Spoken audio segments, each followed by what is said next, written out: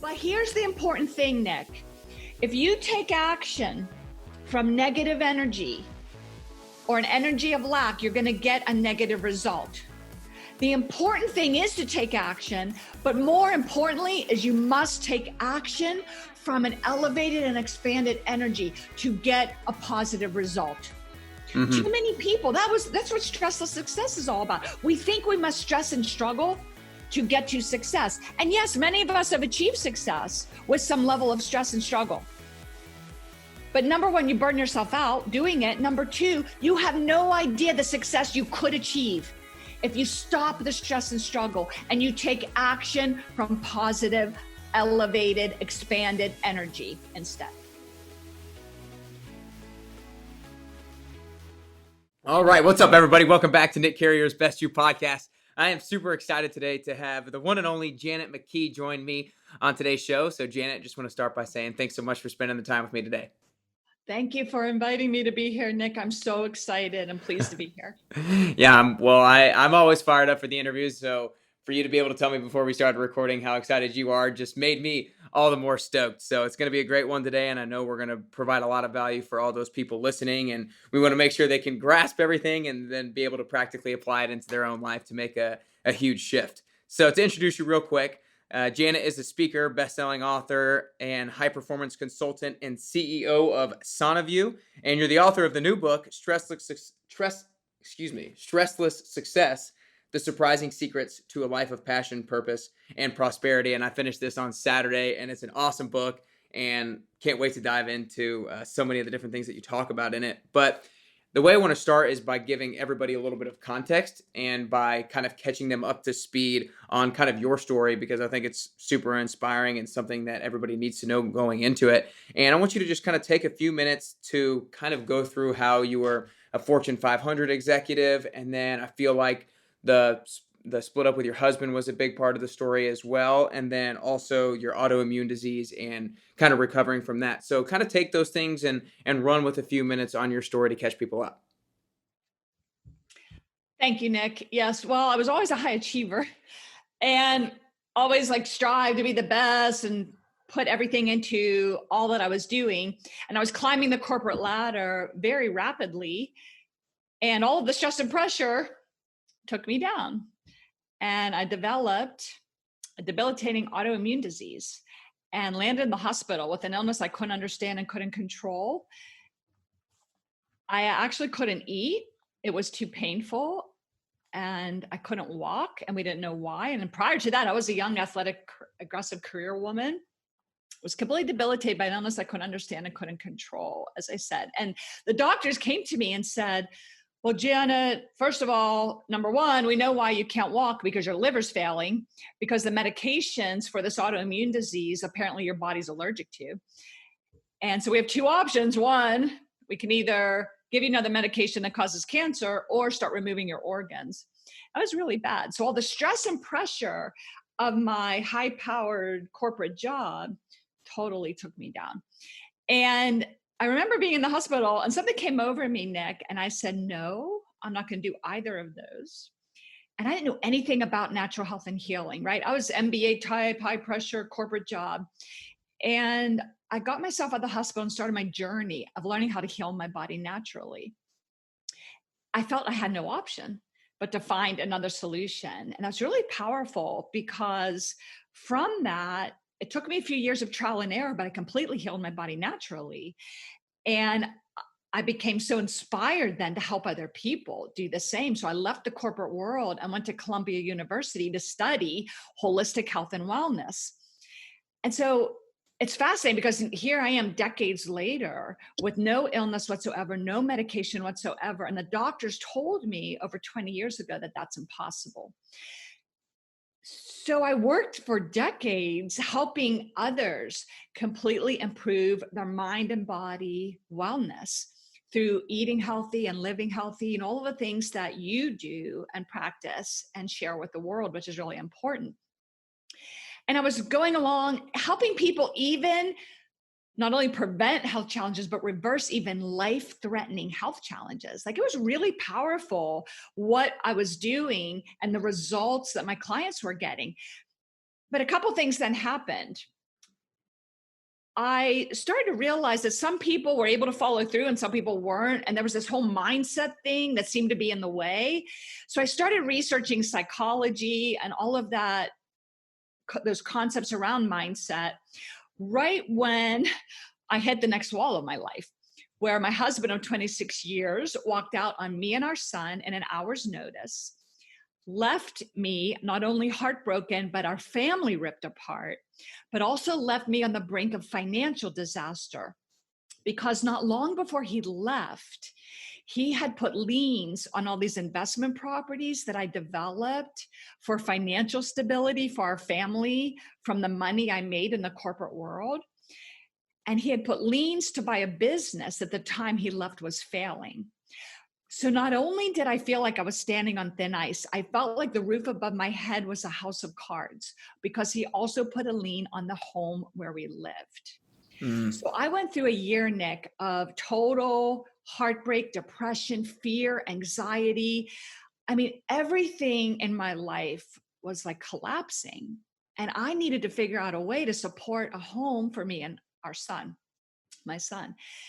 And I finally realized after a year of solid anxiety and fear and depression that, wait a minute, I used to be this vibrant, happy, successful woman.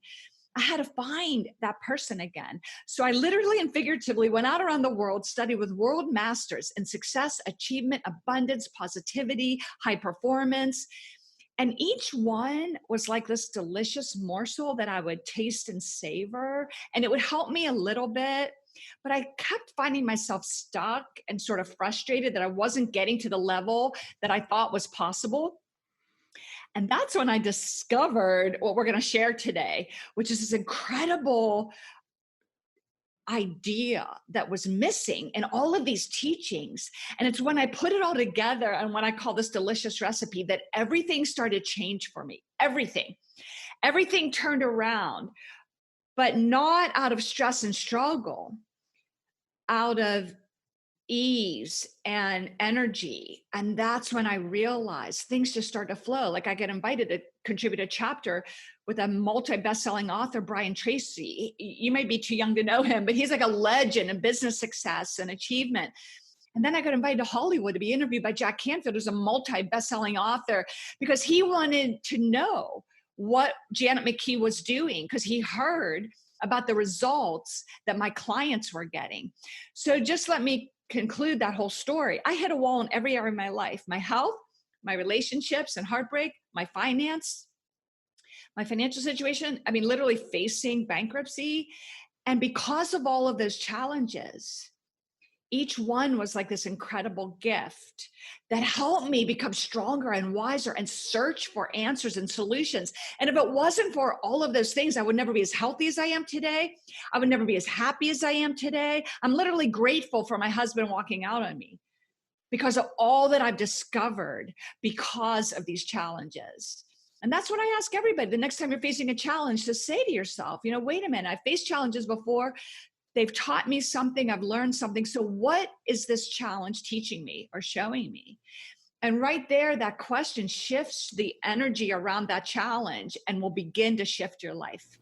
Yeah, I think the way that you summed that up and was such a concise and effective way, and I really like how you talk about these different areas of your life and how each of the fallbacks or setbacks or challenges equipped you with something different that you can now use to help other people, and that you've now kind of, packaged together into this awesome book that you've recently written. So you talked about early on when you started helping people with health and wellness and stuff, some people would follow through, some people wouldn't, and you realize there's this big mindset aspect to it. And that's one of the biggest things that I do with helping my clients. I know what I'm doing with fitness and nutrition, but I think my biggest benefit to other people is the behavioral side of things. It's helping them actually do the things that they know they should be doing, but they're currently not.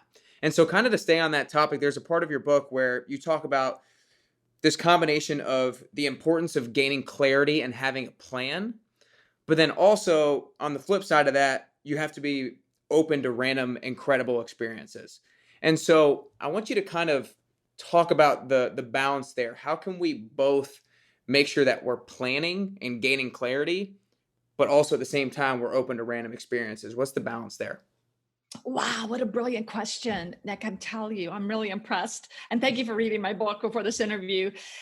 So you said a couple of things. First of all, that whole wellness piece. So let's just mention that first, because in 20 years of research of the world's most accomplished people, and by accomplished and successful, we don't mean just successful in business.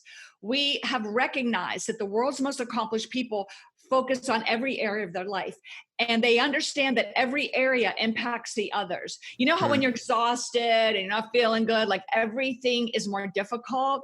Well, how can you have the energy and clarity to be successful in your business or in your relationships or your hobbies, whatever, right? So everyone we researched knows that wellness is the foundation. They know that it's absolute priority to live a successful life, to be well rested, drink your fresh water, eat real food grown from Mother Nature the way Mother Nature intended. That's actually why in SanaView we even have an organic farm. So we introduce people to that idea. But you got to move your body and breathe fresh air. That's everything that you teach people. The world's most accomplished people recognize that that is the foundation for success. So what happens is everybody thinks that, oh, I got to stay up late and get up early, and I don't have time to eat healthy, and I don't have time to work out, right? And they just like grab the Danish and the coffee because they think that stress and struggle leads to success. And what I discovered is the opposite is true. And research has shown that when you focus on being rested and well nourished, mind, body, spirit, and energy, there's actually a fourth layer that nobody talks about. Mind, body, spirit, energy, then you are equipped to have the clarity and energy you need for a successful life. So that leads us to the next part of your question.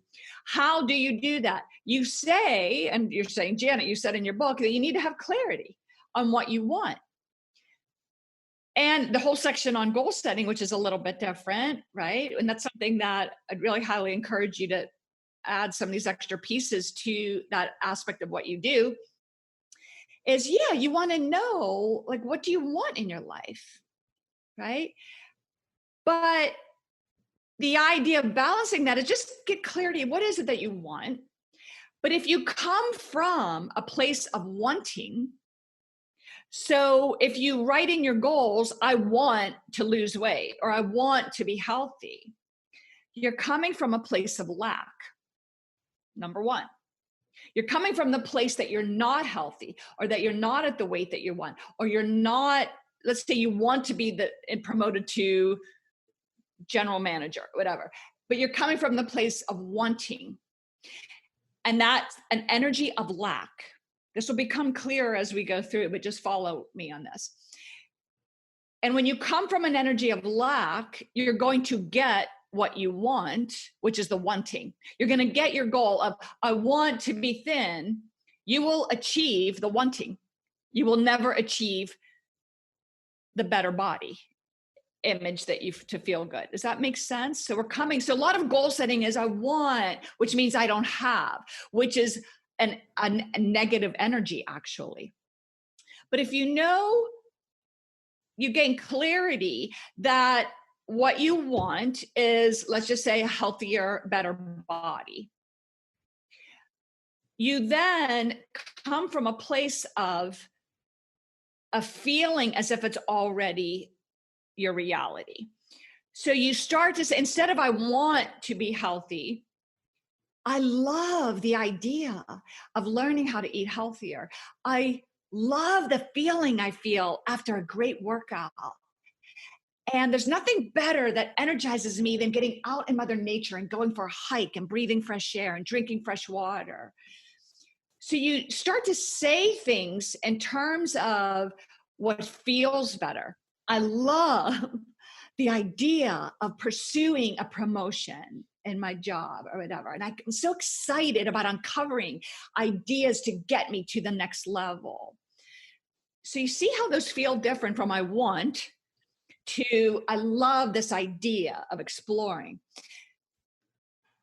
And just let me mention, since I talked about goal setting a little bit, we need clarity on the feeling that we want to have, right? Those feelings of if it's already your reality. What does it feel like to be healthy? What does it feel like to get the promotion? What does it feel like to be in a great relationship?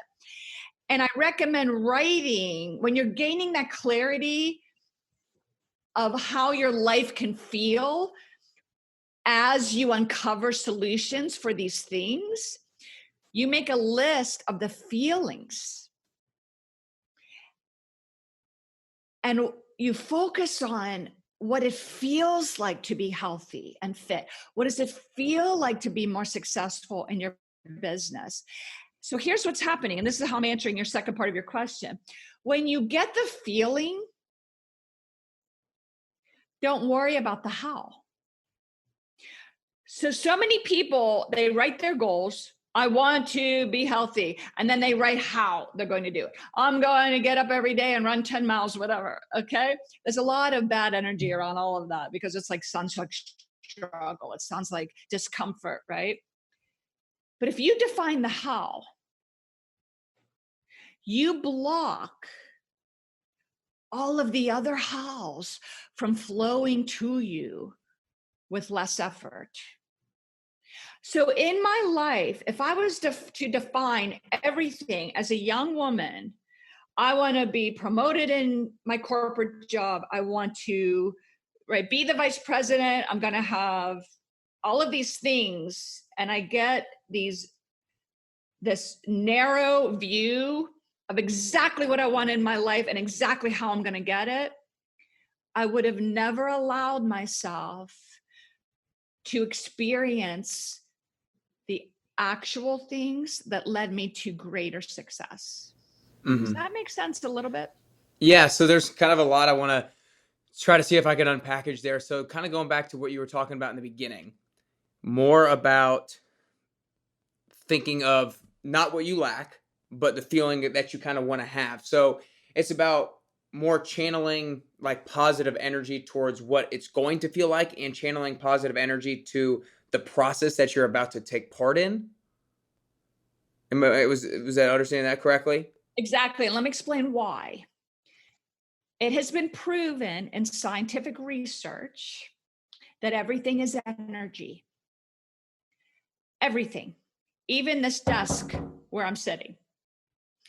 Within the atom, the subatomic level, nothing is solid. Everything is fluid. So there's one paragraph in my book, it's quantum mechanics is a theory within quantum physics that has proven this. And what scientists have proven now is that they began to uncover that our thoughts what we focus on can affect the outcome of a scientific study. Like, isn't that crazy? So they began to uncover there's some kind of power behind our thoughts that affects our reality around us. Not to sound arrogant, but I've taken it a step forward, deeper, that it's not your thought, it's the feeling that that thought creates. And so your feeling is an energy.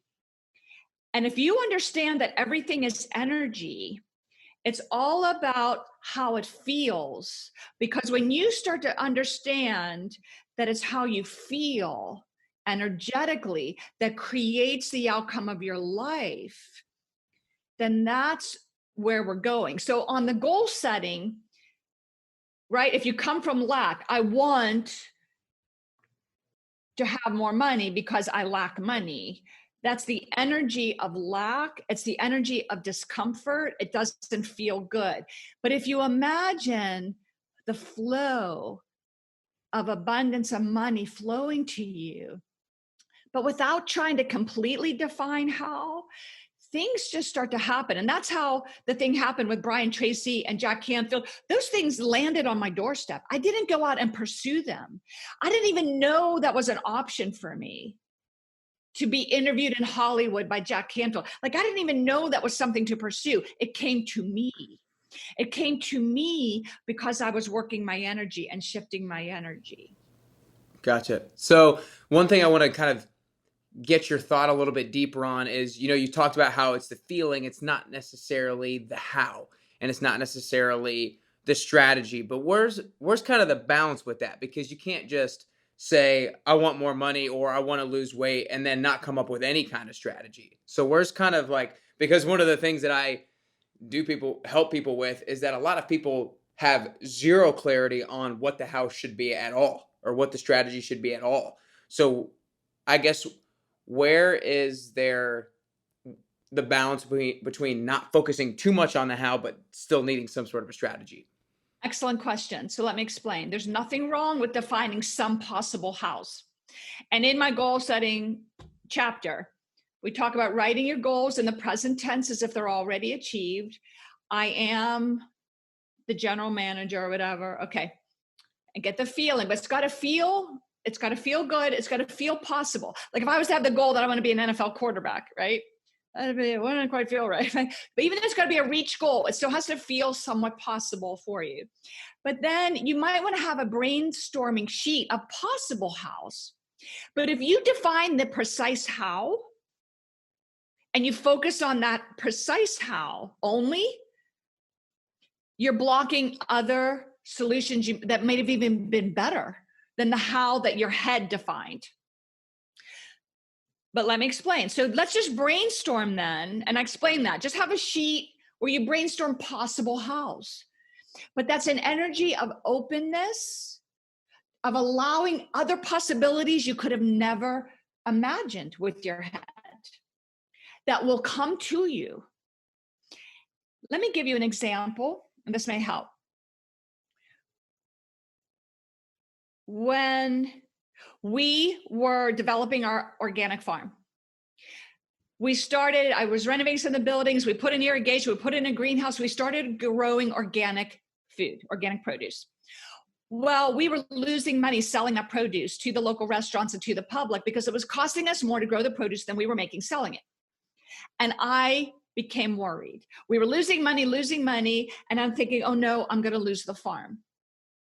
So we started to try to focus on, well, maybe if we try to get more efficient in growing the food, and maybe if we sell more to more restaurants, or we try to even in 1 year expand more gardens, because I thought, well, maybe we just need to do more because maybe it's quantity. So I was using my head to try to figure out how to make money at this farm.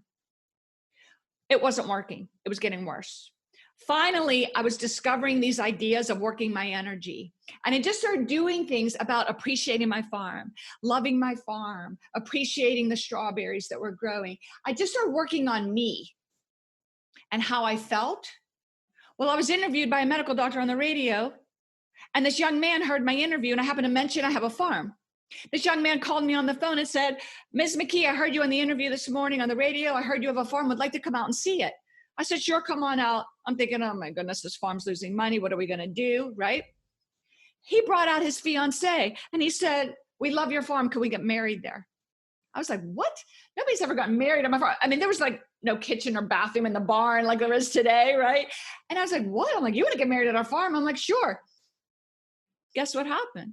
Word of mouth got out. It was highly successful. Next, you know it, all these couples want to get married at my farm. Guess what's supporting the farm? Now, I know that might be obvious to many people your age that know that a lot of couples are getting married in barns. I didn't know that. I wasn't in the wedding business. But see what I did? I had my head on growing produce and selling produce to the local restaurants. But as soon as I got out of my head and into my energy, and I just let it go, and I just worked my energy, a solution arrived that I didn't even think of. That was far better than anything my head could have thought of. Does that make sense? Yeah. No. So you don't want to get so down on the hows. Brainstorm possible hows, but then open up. But let me explain one very, very important thing. I'm not saying you don't take action. I'm not just saying I sat in the field and meditated. No, I was on the radio interview. I was taking action. I was working my energy. I was still growing the produce. I was working on my barn to improve the facilities.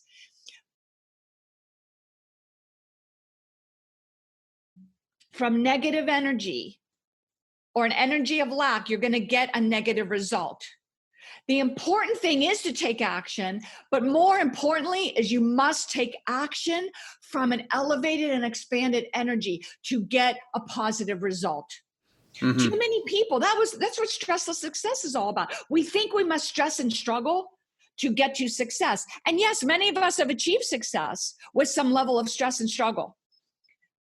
But number one, you burn yourself out doing it. Number two, you have no idea the success you could achieve if you stop the stress and struggle and you take action from positive, elevated, expanded energy instead.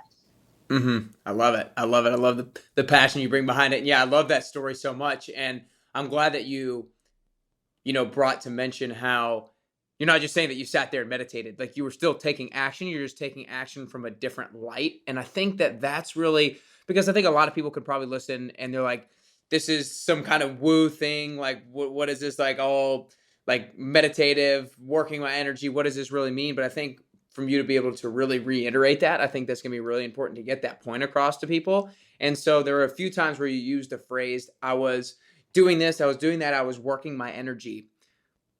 What can you say that will allow people to know how to work their energy, if you will? Yes, and it's actually simple. This is very simple. It's not always easy. And I'm not saying that I'm in blissful energy 24/7. I am human. I have my days. Things happen, right? Especially right now, everything going on in the world, right? It can be challenging. But when you realize that everything is energy, and I even told you this is not woo-woo. It was proven in scientific research, which is brilliant. It's like mind-blowing. Even the scientists that discovered it were like, what is going on here? Okay. So I think we're just the tip of the iceberg of understanding the power of energy. So here's what you have to do. And it's simple, but it takes practice. Just like a professional athlete is excellent at what they do, they practice every day. Just like a musician, they know how to play their instrument. They practice and practice. What I'm saying is everyone listening needs to take this information and begin to practice and never stop practicing, because this is what creates your life. So number one, we already said it, but I'm going to say it again. And this is what you're all about, Nick, is wellness is the foundation. You know, when you're exhausted and you're hyped up on sugar, whatever, and something challenging happens, you can't get through it. Like everything feels like a challenge when you're exhausted and you're not nourishing your body, mind, body, spirit, and energy. Okay, so that's it. You've got to nourish yourself at every level. I always say, what do you feed? You feed your body here? Foods. It's got to be real food grown from Mother Nature. No chemicals, no additives, no preservatives, no crap, right? If you don't want to feel like crap, you stop feeding yourself crap. It's obvious. It's common sense. I'm not telling anybody anything they don't know. You just got to do it, okay? What are you feeding your body here? Okay, you got to be hydrated food. What are you feeding yourself here? So when my book released, which is another example of energy, by the way, how is it possible that I spend 10 years researching and I spend a year writing Stressless Success and release it in February of 2020, the month before the pandemic hits? How is that even possible that I could release a book about stress right when a pandemic is hitting? You can't plan that. But these are the things that happen when you work your energy. But number one, I am absolutely priority. I get to bed early when I can. Sometimes I have things going on. I wake up. The first thing I do when I wake up, human nature is all these thoughts hit us. Like, oh no, I got to get up. I got to, feed the dog. I got to talk to my boss. I got to deal with this. I got to deal with that, right? I got to pay my bills. All this fear and anxiety and worry. The world's most accomplished people do not allow that to happen. Mm-hmm. They create a better feeling thought. Now, notice what I'm saying. Yes, it's your thoughts, but it's how they feel. Well, today's going to be a good day. I'm interested in what the people I'm going to meet, the things I'm going to do. I'm looking forward to having a good conversation with my boss or my client or my spouse, whatever. Okay. Do you know what I say in the morning now? Because I was noticing I was having a better and better day. I wake up every morning, Nick, and I say to myself, today is going to be the best day of my life. And I feel what it's going to feel like. I get the feeling, what does it feel like to have the best day of my life? One of my best days, right? And guess what? Today's the best day of my life because I'm here talking to you on this podcast, right? Like what else would I want to be doing right now but sharing these ideas with the world? So wellness is a foundation. You got to get rest. You got to drink real water, move your body, breathe fresh air, eat real food, number one.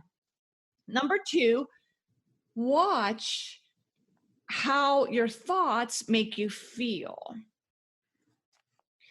How are you feeling? Now, let me explain something.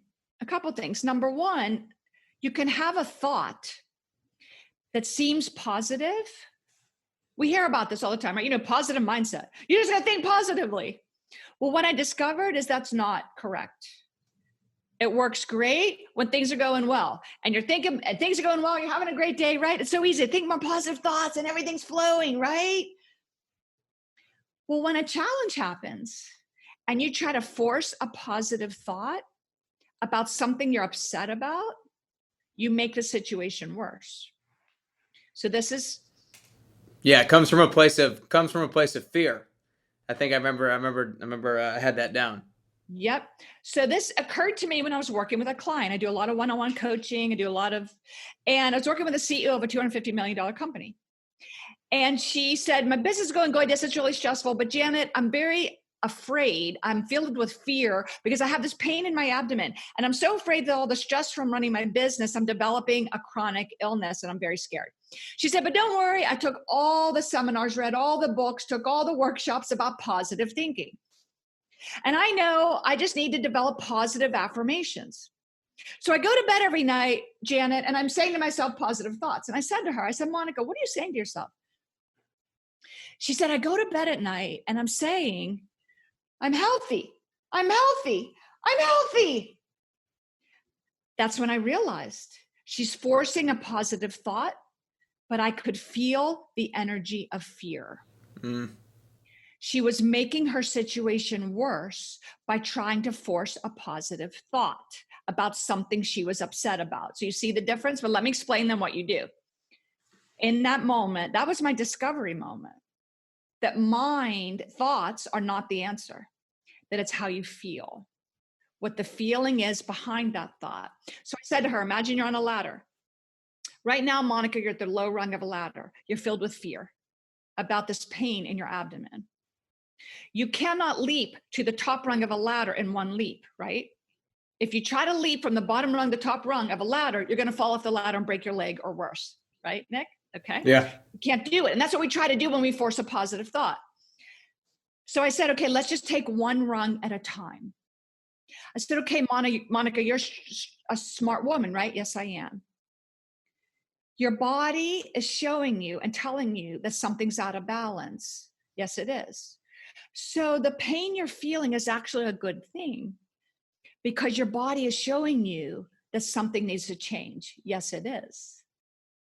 Do you see, isn't that a better feeling thought around the pain? Yeah. It's almost like, oh, this pain's a good thing.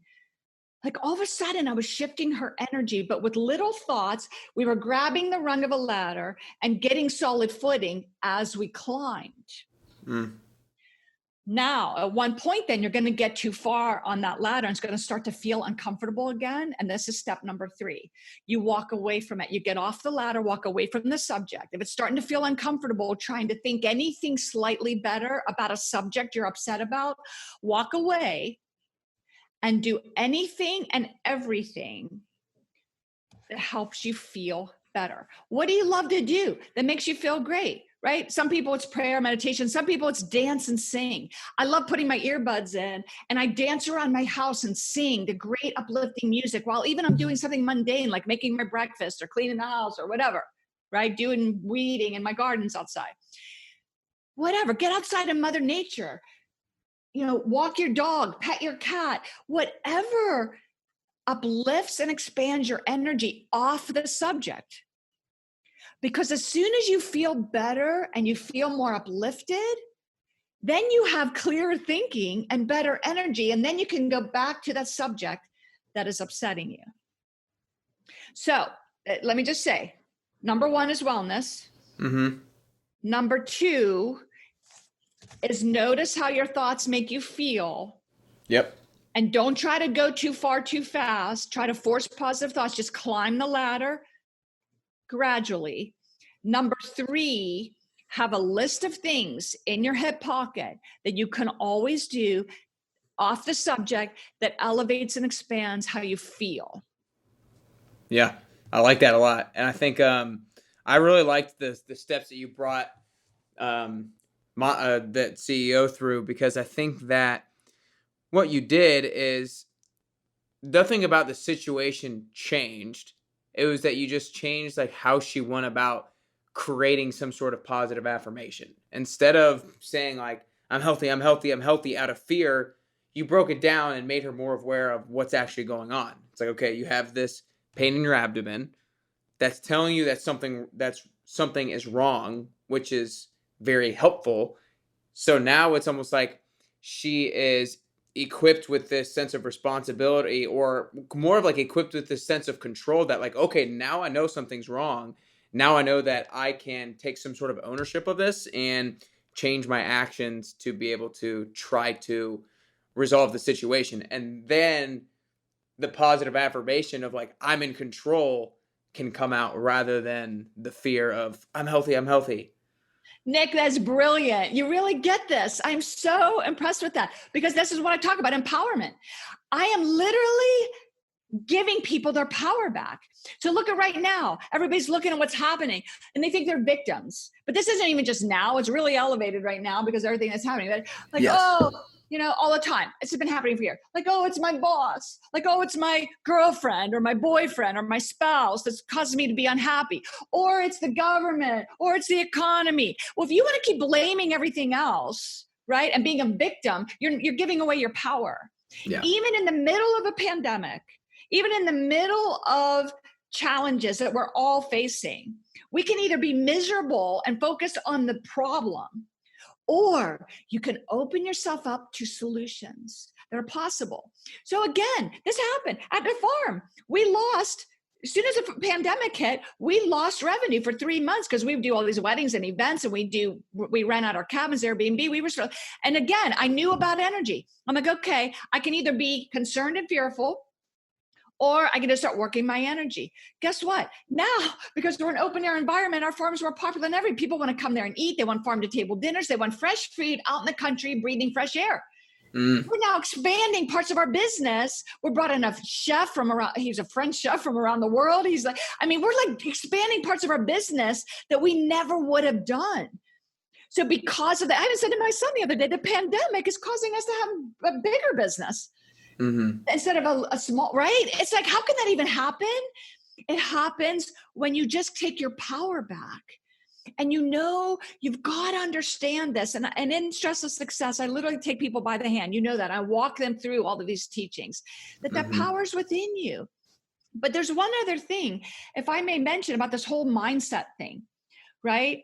Is that negative thoughts are a positive thing.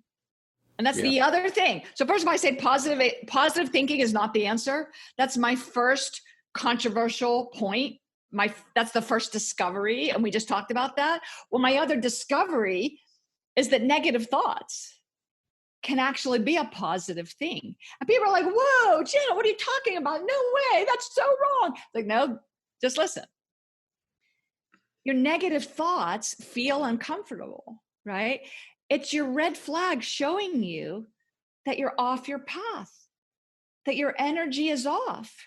So I talk about analogy in the book that you're on a highway and you're driving down the highway to the future of your dreams.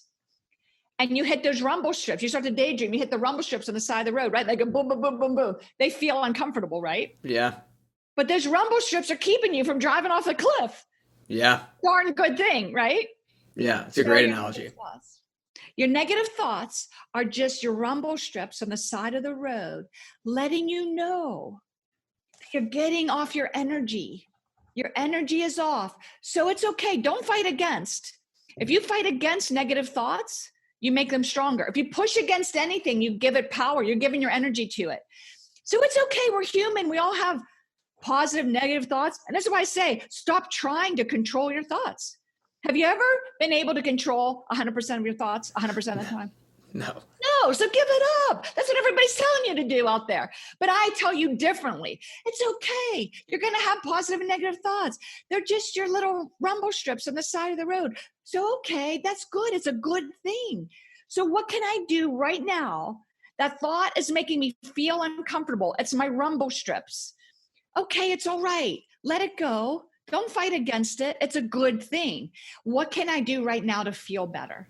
Yeah. I almost in a sense don't even like the phrase or like using the terms positive and negative thoughts, because to me, you can think of a traditional negative situation in a positive way, but that doesn't mean you're being overly positive, because like you were talking about, it's not just positive thinking, positive thinking, positive thinking, but it's like just being accepting of the kind of the negative, and realizing that you still have ownership of what you can do now. So to me, like the positive and negative is can be loosely defined and defined differently by different people. Bingo. Okay, that is so important what you just said. So let me mention this. Exactly. You get this, Nick. So think about it. Somebody looks at the word challenge as a negative thing, like a challenge. Oh no, I got to struggle. Other people like, give me the challenge. Let me roll up my sleeves. I'm so excited to uncover solutions. So what's the difference? The word's the same. Right. What's different is the way it feels. It's the energy. Yeah.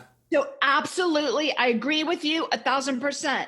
It's not about positive and negative thoughts. I even just said, even negative thoughts are a good thing. Like that can be a good feeling thing. Like, oh, it's helping me.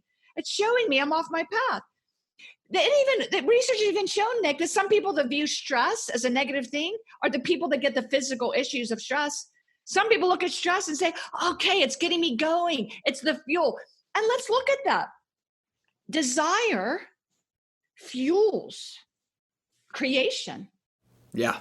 Right? So it could be a positive desire, like I want more money, I want a better girlfriend, I want a better body, right? But okay, so that could be a positive desire when they start to feel it. But what about the desire out of challenge? Like we want cleaner water. It's the contrast of dirty water that fuels desire for better, for solutions. If it wasn't for the contrast of life, the challenges of life, it would not fuel us to want better. If it Yeah. wasn't for a health challenge, it wouldn't fuel the desire to be healthier sometimes, right? Yeah. No, I like that, because I think it's the situation, the challenge, the the healthy water issue, any kind of issue. That's not the thing that matters as much. It's the lens with which you look at it through. So I really like that. We could talk about that forever, but I want to make sure we get down to the last few things. So I'm respectful of your time. So before I ask the last couple questions, I think that in order to get closer to the best version of yourself, it's so important to try to gain some clarity. And I think the process of gaining clarity is every single day of, what does this person look like? What does the best version of myself look like? What is that person capable of?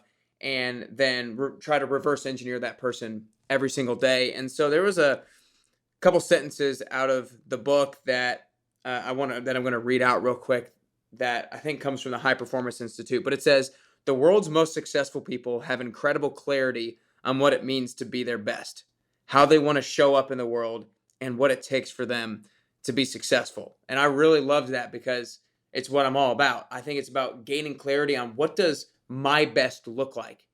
And then how can I actually make that, how can I show up with that in the world every single day? So kind of based off of those couple sentences, how do we become more self-aware to determine what it means to be our best? Okay. And so what that is, and so the High Performance Institute, of which I represent a part of them, they are all about what you're thinking about, and that is very, very important. It's like, what does it mean in my head? What does it mean for me to be my best? But again, I take that further and say, what does it feel like then?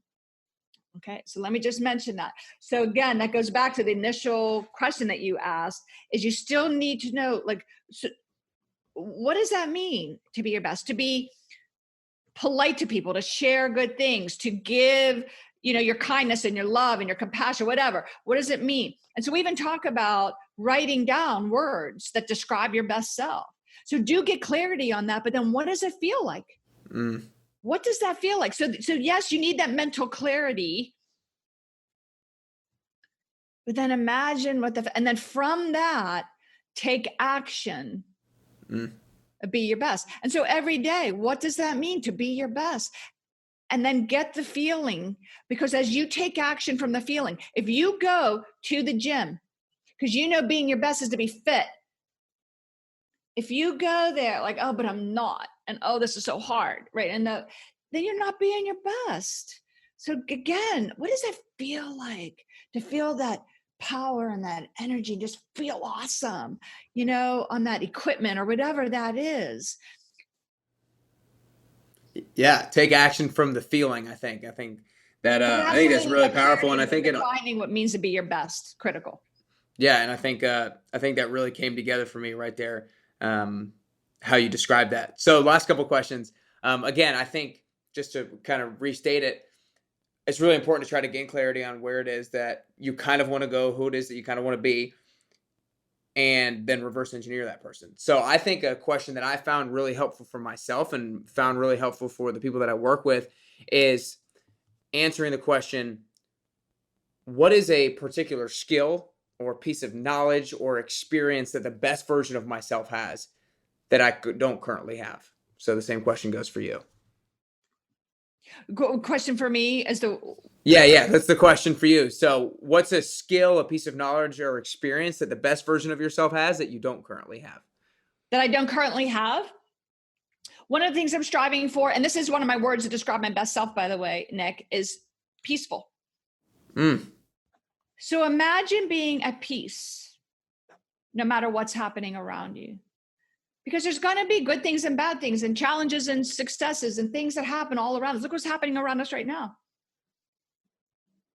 But imagine when you know that everything is for a reason.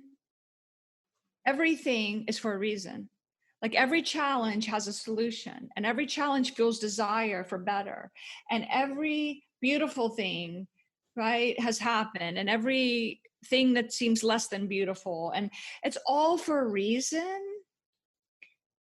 Peace is one of the most elevated, expanded energies that you can be at, because being at peace, no matter what, through the good and the bad, quote unquote, right? You now are at this calm energy that only allows things to flow, solutions, possibilities, desire that fuels creation. It's all good. That's what I'm striving for. Yeah, I love it. I definitely think that, like you said, peacefulness is probably one of the highest forms of energy that you can try to attain and try to master. Well, before I ask the last question, Janet, I just want to acknowledge you by saying I know this book is going to be it's been impactful on me, and I know it's going to be so impactful on others. And like you said before the interview, a lot of this stuff is super deep stuff, and it's hard to grasp, and it can be hard to try to implement. But I want to acknowledge you for really taking the time over the last decade, last 10 years and longer for really studying it and for really trying to gain a grasp and really trying to find the ways to implement it and then go out and serve other people with the things that you've discovered, because it's obviously making a huge impact in so many people's lives and in your own life as well. And I think that for anybody to be able to find solutions for themselves and then communicate it and serve it to others is one of the highest forms of service that you can do. So I think that's great. So I know everybody's going to want to go learn more and get this book. So make sure you guys go to janetmckee.com. You can follow her on Instagram at Janet Maria McKee. You can follow her on Facebook, on LinkedIn. Is there any other place that people should know to go learn more about you and go support you? Actually, because of everything happening in the world, I already hit #1 bestseller in 5 categories on Amazon with this book. I decided when the pandemic hit, I'm giving the book away for free. stresslesssuccess.com. They can get an immediate download of a 3-day banish burnout plan so that they can start to get results immediately based on some of the things we discussed today. But they have the option to order a free paperback that I ship to them. They just have to pay shipping and handling. Of course, the book's available, the ebook's available. We lowered the price on Amazon and all that jazz.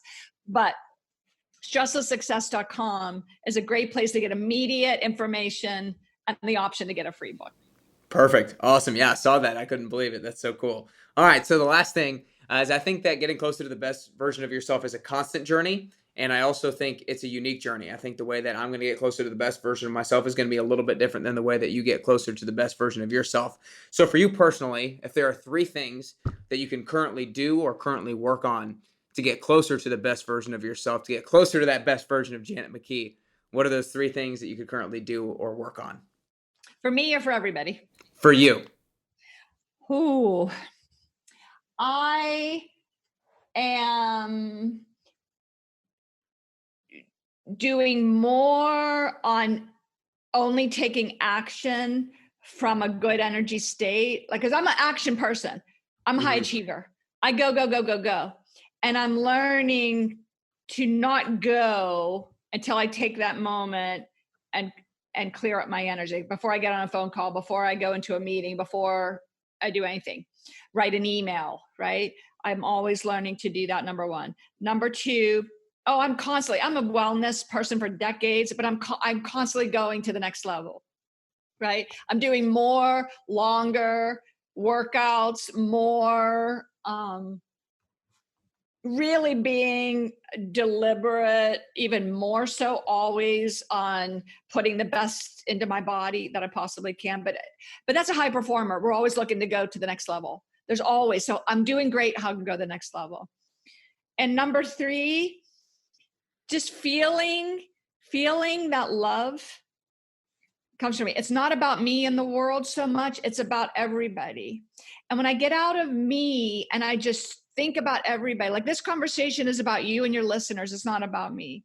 Everything I do is about, I'm putting, I call the love, right? I'm putting that love out into the world. And when I drive my business and my life based on what can I give, what can I put out there in the world? Because I already know from an energetic standpoint, whatever I put out comes back to me in some way and in unexpected ways. So every moment of every day, I'm not perfect at it, trying to put that out. What am I putting out? Because this is important for everybody. And you especially, Nick, because you're communicating with so many people in the country and around the world. We need everybody to shift their energy right now.